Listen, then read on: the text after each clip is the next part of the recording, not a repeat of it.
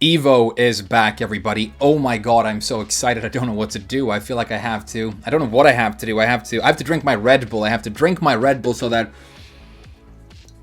I can be good at the game, like Rock's Dragon's Knee. And I love Knee. I'm a big fan of his. I think he's a phenomenon and a sage. But if you think I'm ever going to unironically refer to him as Rock's Dragon's Knee, then you can lick my dragon rocks. But Evo is back. When I first heard, it didn't really register with me because I guess I just don't really care. For as long as I've been a fighting game player, I've cared progressively less and less about these big offline events because I feel like they have been progressively less and less about the high level competition and more about loud noises and spectacle and selling noodles and energy drinks and more content for the games and keeping the hype trains going. So I was already in a place where I found them like hyper monetized and really uncomfortable to try and watch. And then I hear that Sony, this giant ice cold monolithic mega corporation, creators of all of your favorite Spider-Man movies, have bought the brand and are going to take the tournament online. It didn't exactly make me more excited about tournaments. It's obviously just going to turn it into more of a monetized but neatly packaged product, right? So I just assumed nobody would give a shit. But then later that night, boy was I wrong. The internet was ablaze with the fires of excitement. People were really hyped about the idea of the return of Evo. So there was a bit of dissonance there, right, for me. I had to sit down and think about, like, what is Evo really?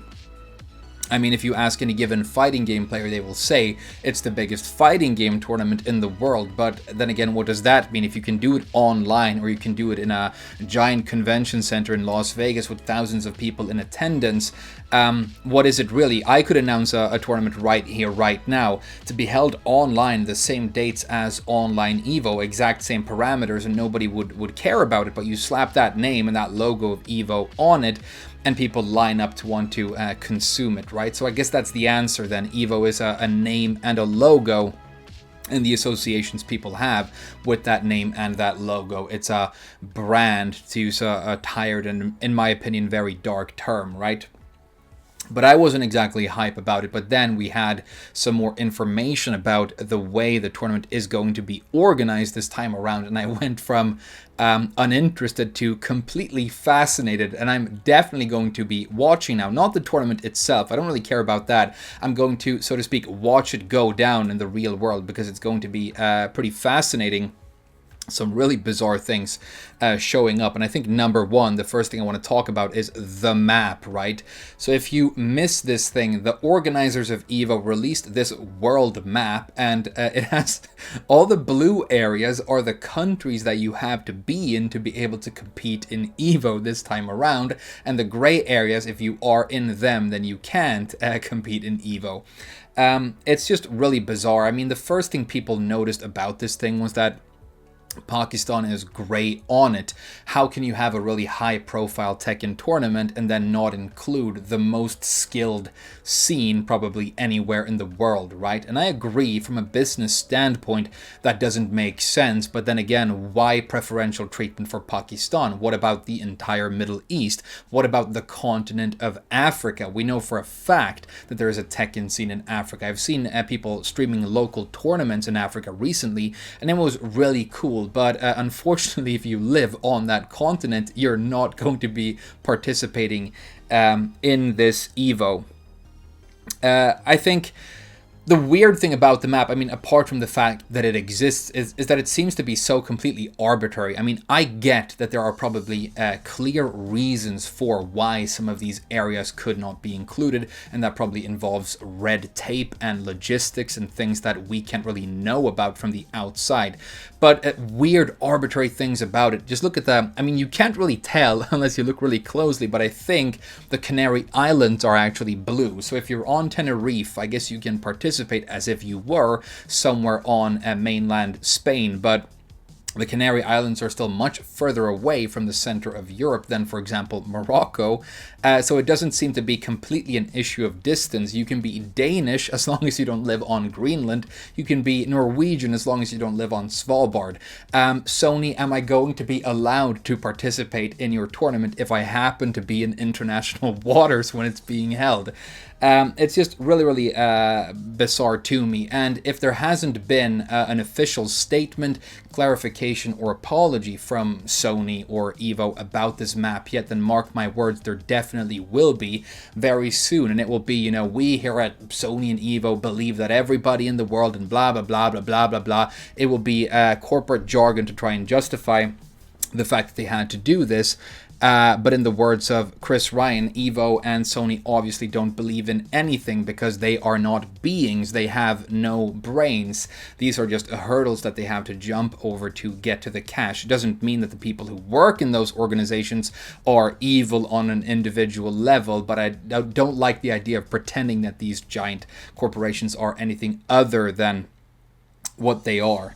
The next really interesting thing that happened is we learned that Tekken in this tournament is going to be played on PC. It's interesting, first of all, because the partner is Sony, creators of the PlayStation, but if you want your tournament to have any kind of profile, it kind of has to be on PC because you want all the high-profile players to join, unless, I guess, they happen to be in Pakistan at the time.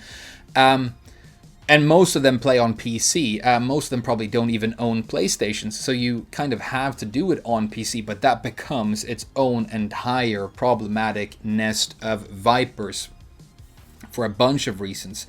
And I was sitting around thinking about it, and then something hit me like a diamond bullet square in the forehead.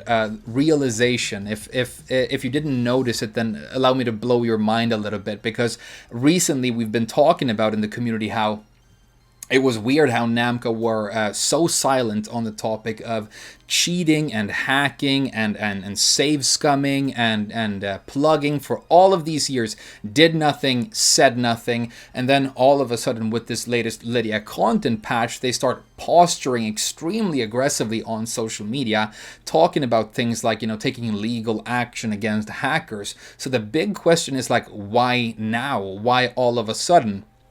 And I think we know why now. I think these fighting game developers have started to realize that the pandemic isn't magically going away and the offline events aren't magically starting back up. And if you want to keep this hype train, this money train of these events rolling, then you have to evolve and you have to take the concept online. The problem with that being that online, especially on PC right now, is completely illegitimate because of all these hackers and all these cheaters. Nobody is going to take your tournament seriously if there are all these cheaters and scandals involved with it. So you have to try and clean up online before EVO, which is going to be the biggest, probably, and most high-profile online tournament we've seen so far. Well, the clock is ticking, developers. The tournament is in August, the way it's scheduled right now, which is 4 months away. I cannot imagine Namco are going to be able to even make a dent on the world of like cheating and hackers by then. It just doesn't even seem possible. With the way and the infrastructure, the way the game is set up, the fact that save data and stuff is local in the computers. So I think maybe what they're actually doing here with this legal case they've been talking about, this one guy they're going to turn into some sort of example, is like try and really aggressively intimidate all the people who are cheating so that they're going to be too scared to keep on doing it. Is that going to work? Who knows?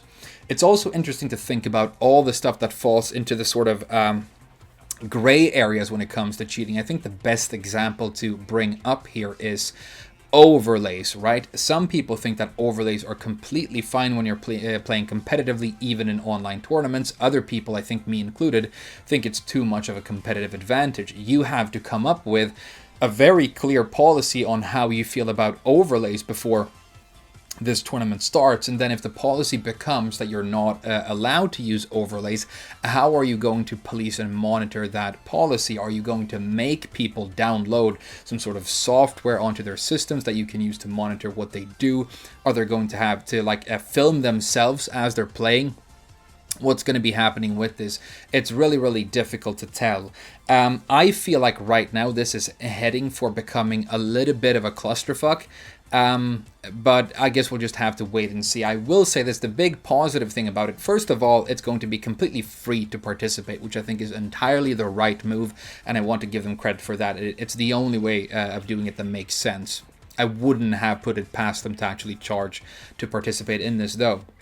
And the other thing is, right, I think that offline fighting games might be more permanently dead than we assume. I don't think they are. They might not ever come back in the way they used to exist in the past before the pandemic. It's not only the pandemic, all these dark things that have been happening in that world. And so if we're going to have big tournaments in the future, they have to evolve. And I think online is going to become a big part of that. So I think one positive light you can shine on this is like it's a stumbling step, hopefully in the right direction. Maybe we're pioneering something that can become a template for how to do things in the future.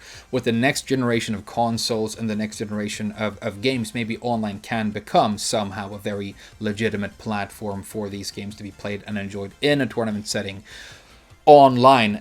It seems way too late, as far as I can tell, for Namco to actually do something about, the local save files and everything in Tekken 7. You guys in the comments have been educating me about how all this stuff works, so I understand it better now. But I think it's definitely time to think about what you want to do about the next game. I think they have a golden opportunity to make sure that none of these mistakes or these weaknesses in the infrastructure exist in Tekken 8 or whatever the next game is going to be. So I think that could be really cool. And I also I know people who are commentators for tournaments who are probably going to be working with this EVO event, and I wish them all luck. I really hope it does go well, genuinely.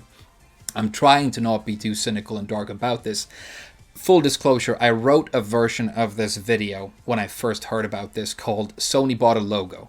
And it was probably the most trolly and vitriolic and passive-aggressive video I've ever written. I was kind of excited about it for that reason.